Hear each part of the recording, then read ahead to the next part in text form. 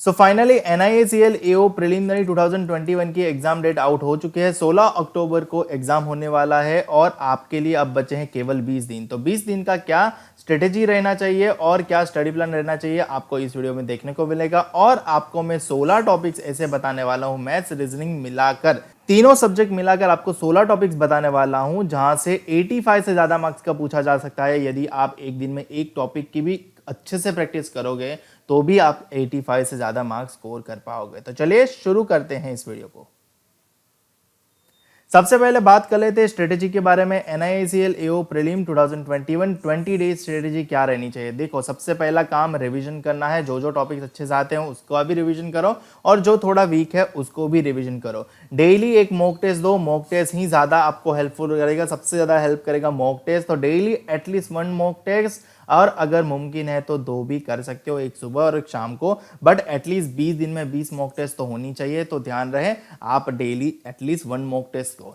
Mock test देने के बाद उसको एनालिसिस करो कि कितना क्वेश्चन सही हुए, कितना गलत हुए, कौन से क्वेश्चन कर सकते थे बट नहीं कर पाए। तो कंप्लीट एनालिसिस करो और जो नहीं कर पाए उस पर इंप्रूव करो। आपको अल्टीमेटली टाइम मैनेजमेंट सीखना होगा, क्योंकि 20 मिनट के अंदर अंदर आप कौन से क्वेश्चन पहले अटेम्प्ट करोगे तो आपको ज़्यादा अटेम्प्ट कर पाओगे। उसके बाद अपनी स्पीड लेवल बढ़ाओ। अगर आपको आता है पूरा, परंतु आप केवल 60 मिनट में, मतलब 20 मिनट में आप कितना अटेम्प्ट कर सकते हो, तो अपनी स्पीड को इम्प्रूव करो। आप देखो कहाँ आप टाइम ज़्यादा कंज्यूम करते हो, तो क्वेश्चन को, टॉपिक को स्विच करके देखो, अटेम्प्ट करने का सीक्वेंस स्विच करके देखो, तो आपको ज़्यादा आइडिया मिलेगा। तीसरा चीज़ एक्यूरेसी लेवल। जी हाँ, एक्यूरेसी लेवल काफ़ी मायने रखता है। आप मान लो कि 100 क्वेश्चन तो अटेम्प्ट कर लोगे बट 100 मार्क्स नहीं आएंगे तो उसका कोई फ़ायदा नहीं है। 80 अटेम्प्ट कर लोगे, 80 मार्क्स नहीं आता तो कोई फ़ायदा नहीं है। 1-2 मार्क्स गलत हो जाए, सही गलत हो जाए तो चलता है, बट 80 क्वेश्चन अटेम्प्ट करके 40 मार्क्स ही आ रहे हैं तो अल्टीमेटली कोई फ़ायदा नहीं है। तो आप ध्यान रखो, time management, speed and accuracy is very very important. ये तीनों चीज़ों का मेल होना चाहिए। तो ये तीनों चीज़ इंप्रूव कहाँ से होगी? प्रैक्टिस से और मॉक टेस्ट देने से आपको पता चलेगा कि आप कहाँ पे लैग कर रहे हो। तो मॉक टेस्ट इसलिए ज़्यादा इंपॉर्टेंट है, तो डेली एक मॉक टेस्ट लगाओ।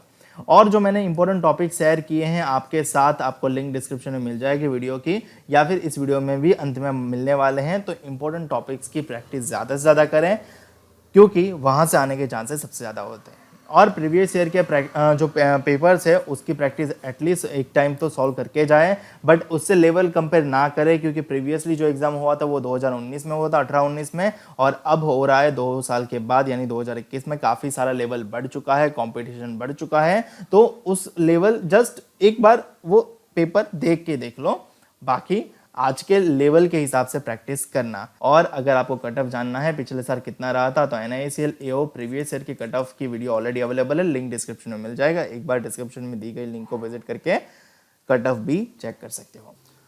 तो अब बात कर लेते हैं NIACL AO प्रिलिमिनरी के 20 दिन के स्टडी प्लान के बारे में। अगर आप 26 सितंबर से स्टार्ट करते हो, डे 1 मान लेते हो, तो आपको 8 से 12 PM, 8 से 12 PM यानी 4 घंटे का रिवीजन सेशन रखना है। वहाँ पे आपको प्रैक्टिस करनी है, अपने जो जो आता है उसका रिवीजन करना है। 1 से 3 आपको मॉक टेस्ट देनी है, यानी 2 घंटे, 1 घंटे की मॉक टेस्ट रहेगी और 1 घंटा एनालिसिस करने में जाएगा। फिर यहाँ पे बीच में ब्रेक ले लेना है। 12 से 1 के बीच में आप ब्रेक लोगे, 3 से 4 के बीच में आप ब्रेक लोगे, और 4 से 6 अगेन 2 घंटा आप इंपॉर्टेंट टॉपिक की प्रैक्टिस करोगे, जो मैं आपको इस वीडियो में बताने वाला हूँ और लिंक डिस्क्रिप्शन में मिल जाएगा। और फिर 1 घंटा रेस्ट लेके आप अगेन रात को 2 घंटे प्रैक्टिस करोगे अपने वीक सेक्शन की, कि आप कहाँ पे अपनी स्पीड इंप्रूव कर सकते हो, या फिर टॉपिक नहीं आता है तो उसकी भी प्रैक्टिस कर सकते हो। ऐसे ही आप डे 1 से लेके अगर आप डे 18 तक देखोगे तो आपको रिवीजन तो कंटिन्यू करना ही है। आ गया है सब कुछ, फिर भी कंटिन्यू करते रहना है। मॉक टेस्ट भी एज इट इज कंटिन्यू करते रहना है। ध्यान रहे, ये मैंने अपने हिसाब से कन्वीनियंट एक आइडियल टाइम रखा है। अगर आप इस टाइम में चेंज करना चाहते हो तो कर सकते हो। मॉक टेस्ट सुबह लगाना चाहते हो तो सुबह लगा सकते हो, इवनिंग में लगाना चाहते हो तो इवनिंग में लगा सकते हो, बट मॉक टेस्ट एक ज़रूरी है। और अगर आपका सब कुछ सही है तो एक सुबह मॉक टेस्ट, एक शाम को मॉक टेस्ट देना ज़रूरी बन जाता है। वो आपको काफ़ी हेल्प करेगा, ठीक है। तो इस प्रकार से आपको 18 दिन तक जाना है, 19वें दिन पे रेस्ट करना है, और 20वें दिन पे आपका एग्ज़ाम है। एग्ज़ाम डे 16 अक्टूबर को है। तो ये पूरा एक दिन शिफ्ट करना है, ठीक है, एग्जैक्टली एक दिन शिफ्ट कर देना है, क्योंकि मैंने क्या किया, मैंने शायद वो एक दिन डालना भूल गया, ठीक है। तो एक दिन शिफ्ट कर दोगे तो आपको एग्जैक्ट 16 अक्टूबर को एग्ज़ाम डे मिल जाएगा। 16 तारीख को एग्ज़ाम है, 16 अक्टूबर, ओके, 15 अक्टूबर नहीं है, 15 अक्टूबर तक आपको ये शेड्यूल फॉलो करना है। 15 अक्टूबर रेस्ट डे रहेगा, 14 अक्टूबर को ये सेम शेड्यूल फॉलो कर लेना है। ध्यान रही 7 to 9 में पहले 5 दिन आपको प्रैक्टिस वीक सेक्शन करना है, फिर स्पीड इंप्रूव करना है, फिर अगेन प्रैक्टिस वीक सेक्शन और फिर अगेन स्पीड इंप्रूव। इस प्रकार से स्टडी प्लान अगर आप फॉलो करोगे तो आपको काफ़ी ज़्यादा हेल्प मिल जाएगी। और अब बात कर लेते हैं इंपॉर्टेंट टॉपिक्स की, जो 16 टॉपिक्स मैं आपको बताने वाला हूँ, जहाँ से आप 85 से 95 मार्क्स का पूछा जा सकता है। ये हमारा ऑफिशियल इंस्टाग्राम का पेज है IBPS_गुरुजी। अगर आपने अभी तक इसको फॉलो नहीं किया है तो फॉलो कर लो। यहाँ पे मैं होता हूँ most of the time online और आपके सभी क्वेरीज का आंसर तुरंत दे देता हूँ। ये है प्रिलिमिनरी एग्जाम पैटर्न। इंग्लिश में 30 क्वेश्चन आते हैं, 20 मिनट दिया जाता है। रीजनिंग में 35 क्वेश्चन आते हैं, 20 मिनट दिया जाता है। और मैथ्स में 35 क्वेश्चन आते हैं, 20 मिनट दिया जाता है। ओवरऑल 100 क्वेश्चन हो जाते हैं और आपको 100 मार्क्स का पेपर हो जाता है, बट सेक्शन वाइज केवल 20 मिनट मिलता है। तो आपका टाइम एक्यूरेसी मैनेजमेंट ज़्यादा सही होना चाहिए। तो फाइनली हम सबसे पहले रीजनिंग के इंपॉर्टेंट टॉपिक्स के बारे में देख लेते हैं। रीजनिंग के इंपॉर्टेंट टॉपिक्स क्या है? पजल एंड सेटिंग अरेंजमेंट 15 से 20 मार्क का आता है। सिलोग्स एंड इनइक्वालिटी 5 से 10 मार्क का आता है। ब्लड रिलेशन 3 मार्क्स का आता है। Direction sense test 3 to 5 marks का आता है और कोडिंग डिकोडिंग 5 मार्क्स का आता है। तो रीजनिंग में ये इंपॉर्टेंट टॉपिक सबसे ज़्यादा है, इसकी प्रैक्टिस सबसे ज़्यादा करें। आप इससे के अलावा मिसलेनियस टॉपिक्स की भी प्रैक्टिस करनी है, बट ये टॉपिक की प्रैक्टिस सबसे ज़्यादा होनी चाहिए। ठीक है, daily latest pattern based puzzle के लिए पजल गुरुजी पेज को फॉलो कर ले। हमारे इंस्टाग्राम पे आपको पेज मिल जाएगा। और बेस्ट करंट अफेयर्स अगर आप SBI क्लर्क मेंस के लिए ढूंढ रहे हो तो आपको डिस्क्रिप्शन में लिंक मिल जाएगा। अब बात कर लेते हैं मैथ्स के इंपॉर्टेंट टॉपिक की। तो अगर आप देखोगे तो डेटा इंटरप्रिटेशन 10 से 15 मार्क में पूछा जाता है। अप्रोक्सीमेशन 5 नंबर में पूछा जाता है।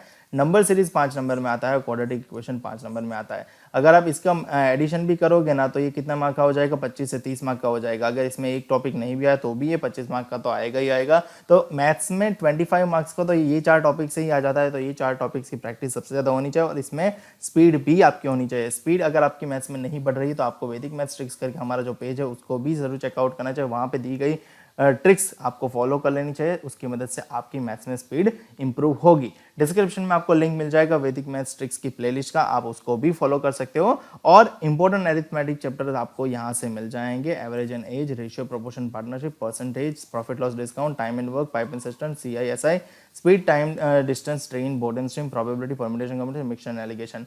सबसे पहले इन 4 टॉपिक्स की अच्छे से प्रिपरेशन करें। ये 4 चैप्टर आ जाए, उसके बाद ये चैप्टर के लिए जाए। सारा चैप्टर करोगे और एग्जाम में कोई भी एक क्वेश्चन अटेम्प्ट नहीं कर पाओगे तो उसका कोई फायदा नहीं मिलेगा। तो सबसे पहले ये 4 चैप्टर्स की इंप्रूव करें। ये 4 चैप्टर्स के ऐसे प्रिपेयर करें जिसमें इसमें से कोई भी क्वेश्चन पूछा जाए आप हर एक क्वेश्चन का आंसर दे पाओगे। ठीक है, और ये रहे मैथ्स के इंपॉर्टेंट टॉपिक। आगे बढ़ते हैं और जान लेते हैं इंग्लिश के इंपॉर्टेंट टॉपिक के बारे में। इंग्लिश में रीडिंग कॉम्प्रिहेंशन 5 से 10 मार्क का देखने को मिलता है। क्लोज टेस्ट 5 मार्क के देखने को मिल सकते हैं। एरर डिटेक्शन 5 मार्क का मिल सकता है। फिलर्स 5 मार्क के मिल सकते हैं। सेंटेंस रीअरेंजमेंट 5 मार्क के मिल सकते हैं। तो ये भी काफ़ी सारा इंपॉर्टेंट है। तो आपको ये सारे टॉपिक इंग्लिश के भी देख लेने चाहिए। ओवरऑल अगर आप एनालिसिस करते हैं तो मैंने रीजनिंग के 6 टॉपिक्स बताए जहाँ से 30 से 32 मार्क का आ सकता है। क्वांट के 5 टॉपिक बताए जहाँ से 30 से 35 मार्क का आ सकता है। और इंग्लिश के 5 टॉपिक्स बताए जहाँ से 20 से 28 मार्क का आ सकता है। तो टोटल 16 टॉपिक्स होते हैं। अगर आप एडिशन करोगे तो 85 से 95 मार्क्स का यहीं से पूछा जाएगा हर साल। मेजॉरिटी पेपर में ये सारे टॉपिक्स ज़्यादा इंपॉर्टेंट रहते हैं। तो आपको इन टॉपिक्स की प्रैक्टिस सबसे ज़्यादा करनी चाहिए। मुझे उम्मीद है कि आपको वीडियो अच्छा लगा हो तो लाइक करो, शेयर करो अपने मैक्सिमम दोस्तों के साथ, ताकि उनको भी ये स्ट्रेटेजी और स्टडी प्लान के बारे में पता चले और इंपॉर्टेंट टॉपिक्स के बारे में पता चले। और चैनल को अभी तक सब्सक्राइब नहीं किया तो चैनल को सब्सक्राइब करो, साथ में बेल आइकन भी प्रेस करो ताकि जब भी मैं आपके लिए नया वीडियो अपलोड करूँ आपको उसको नोटिफिकेशन तुरंत मिल जाए। और आप सभी को अपनी अपनी एग्जाम्स के लिए बहुत बहुत ऑल द बेस्ट। आप अच्छे से प्रिपरेशन करो और आपका पेपर अच्छा जाए, ऐसी मेरी शुभकामनाएं।